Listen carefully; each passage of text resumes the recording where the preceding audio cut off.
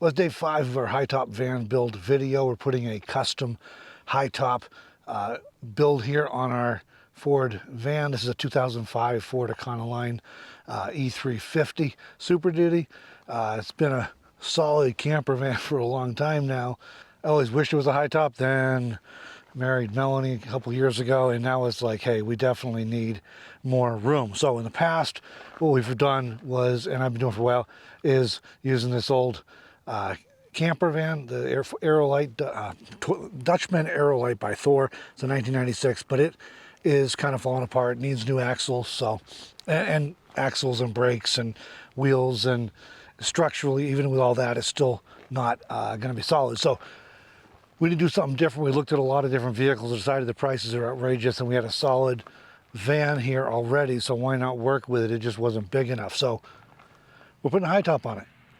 We looked at commercial options for fiberglass Highttops. We just, number one, they're expensive, but number two, they just didn't give us exactly what we needed for our situation. So your situation might be totally different, and one of those might work for you.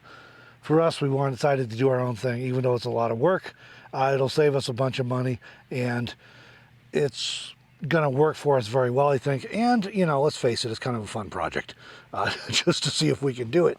I've been thinking about it for, well, off and on, sort of thinking about it for years now, definitely seriously thinking about it for months. And I've just been back and forth, and whether it's gonna be too much aggravation, too much hassle to make it worth doing. Well, we finally decided to give it a try and just go for it, and we're making good progress. So this is day 5. It's just an introduction in case you're coming in the middle. We will have a playlist linked in the video description below if you want to check out all the videos in the series. But we're kind of covering it day by day while we do the Hightop when a lot's happening. And then it may slow down to like several work days condensed into one video when we get to the interior, and it's possibly going a little slower. Today, the structure is mostly built, and we'll be going into more details about why this exact structure over time as we go. But the structure is mostly built, and we're gonna fill it in a little bit. Right now we have 24-inch wall studs. We have 48-inch on-center wall studs, and I want to go with 24-inch. I think that'll be plenty strong. And we're gonna throw some structural screws into the ones that are already installed, just to make sure everything's nice and steady. And once that's done, we got to put some roof rafters in, because we haven't done that yet. We kind of ran out of time last night. So we'll get that done, hopefully pretty quick here. And then we're hopefully going to be getting some plywood on it today, getting some walls on and the ceiling on, because we're in Wyoming. It's pushing the very end of September, and it's not uncommon here in October to have your first snow. So I really kind of want this closed in before it snows on us. So we're going to dive into it, get working on that today, and we appreciate you all following along with this series. Don't forget to hit the like button if you haven't yet, and consider subscribing to the channel if you're not yet already. And we hope you enjoy the rest of this process.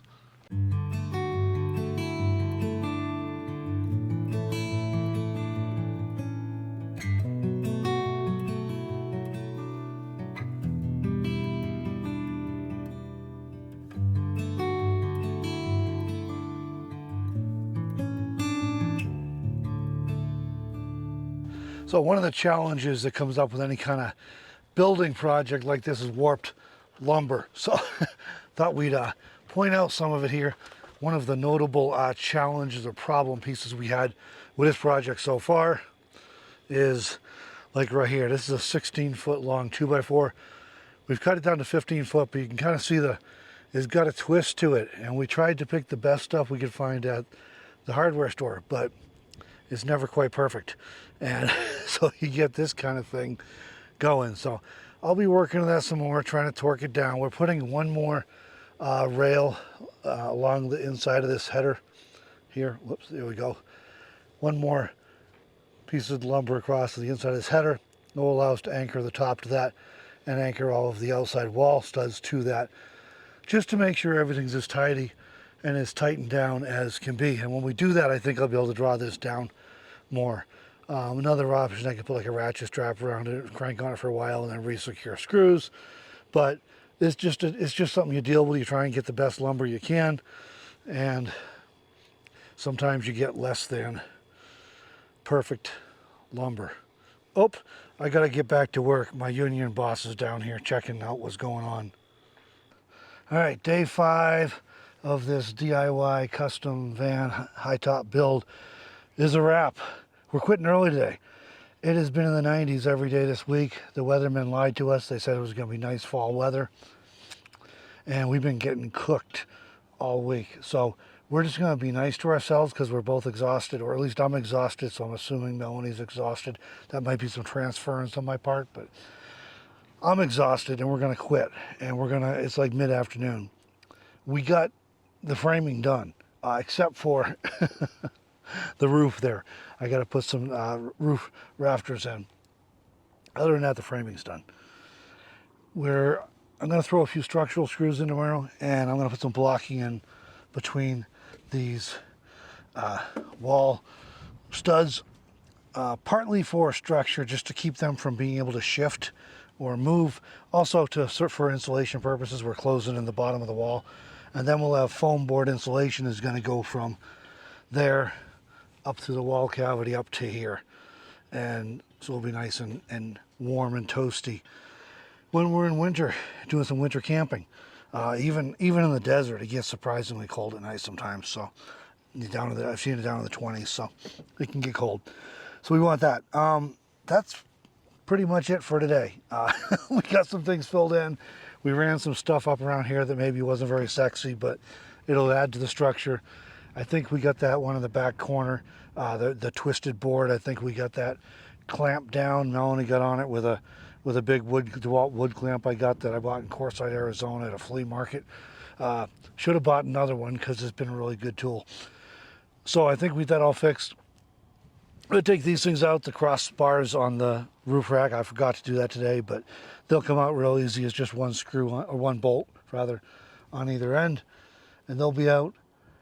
Other than that, I mean, it's literally a few minutes of work in the morning, I think, and then we're going to go grab some plywood.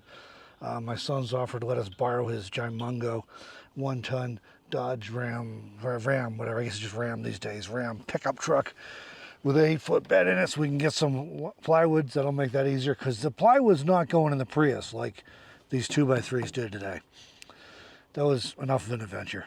But I didn't want to drive this thing until I was sure we really had everything secure, lest the motion kind of got it moving. So it's day 5, it's Saturday. We're gonna call it quits here.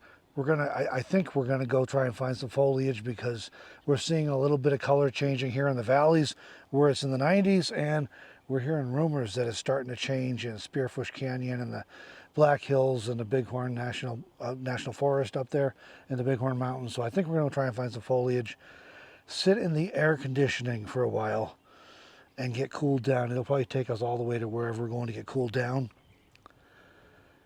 But that's it, and we'll be back at it tomorrow. We're gonna get some plywood on this sucker, because my son tells me there is rain and snow in the forecast. It's over a week out yet, but that means nothing around here.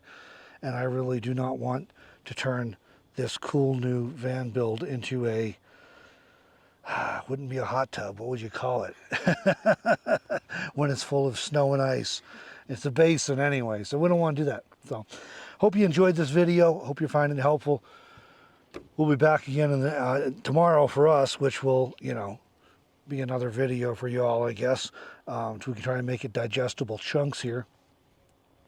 If you enjoyed this, please hit the like button. If you haven't already, consider subscribing to the channel. And we do have a playlist for this entire DIY custom high-top van build in the video description below. If you want to check that out, you can see the whole playlist right from the very first one on up through, in case you're joining us further along in this series. Well, thank you for watching, everybody. We will catch you in the next video.